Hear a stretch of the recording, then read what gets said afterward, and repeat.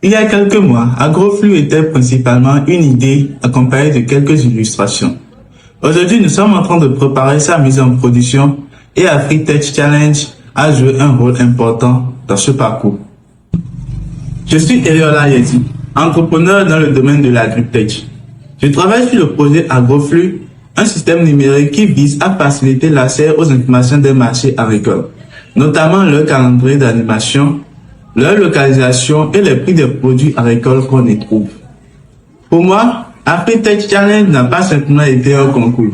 Ça a été une étape qui nous a permis de faire un grand pas dans la mise en œuvre du projet AgroFlux.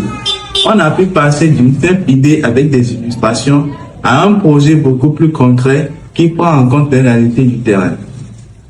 Avant AfriTech Challenge, AgroFlux avait été encore à une étape assez précoce. On avait l'idée, on a même commencé à prototyper avec quelques illustrations des pages principales. L'objectif est de pouvoir montrer concrètement comment la solution pourrait fonctionner. À ce stade, on pouvait déjà aisément parler du projet et surtout l'illustrer et faire de petites démos. Mais par ailleurs, plusieurs interrogations surgissaient. Est-ce que la solution imaginée convenait réellement aux cibles visées?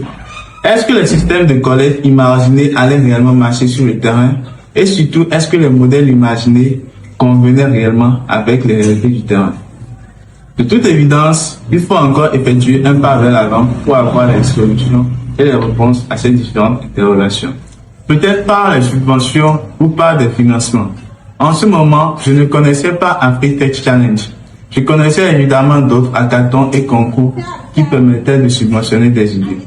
Mais leur période de candidature était passée. Heureusement, en cherchant sur Google avec des mots-clés comme hackathon, concours, agritech, AfriTech Challenge est apparu dans les résultats de recherche et donc j'ai pris la peine de lire les conditions, les thèmes et candidater.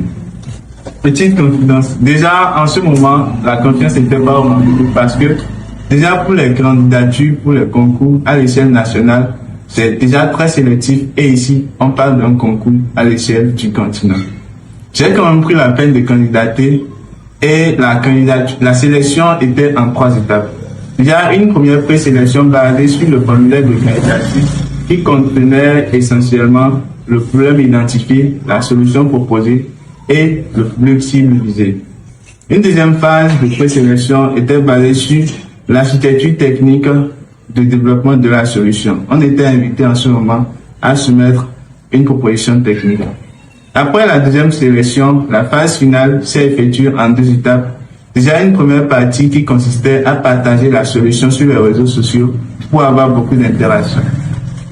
Le nombre d'interactions comptait également dans la sélection. La deuxième phase constituait à présenter le projet devant un jury en ligne par vidéo. Et c'est au bout de ces 3 phases de sélection que le meilleur a été retenu.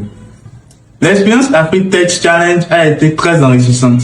Et à l'annonce des résultats, j'étais ému d'apprendre que c'est le projet AgroFlux qui a été retenu pour le gros lot. Évidemment, c'était avec beaucoup de joie et aussi d'émotion et de fierté. Et surtout lorsqu'on pense à ce que ce gros lot de 500 000 francs CFA allait permettre de réaliser dans le projet AgroFlux. AfriTech Challenge n'est donc pas une simple récompense, c'était surtout l'opportunité de transformer davantage le projet AgroFlux. Cette subvention nous a permis d'aller sur le terrain, notamment dans les marchés du Sud Bénin, auprès des acteurs des marchés agricoles et auprès des producteurs, afin de confronter les idées aux réalités des marchés agricoles. En parallèle, ça nous a permis d'évoluer dans le développement du prototype. Cette étape a été extrêmement importante car on peut avoir de très bonnes idées, mais parfois ça ne correspond pas aux réalités du terrain. Ces visites nous ont permis d'identifier plusieurs défis, de comprendre davantage les besoins réels des utilisateurs, d'évaluer plus concrètement la faisabilité du projet et d'intégrer la complexité non triviale liée à l'organisation des marchés agricoles. Ces enseignements ont influencé directement la suite du développement du projet et on a continué à développer AgroFlux, mais avec une vision beaucoup plus proche des réalités du terrain. Cette progression nous a ensuite permis de candidater à d'autres opportunités, notamment Nest Impact, que nous avions eu la chance d'intégrer.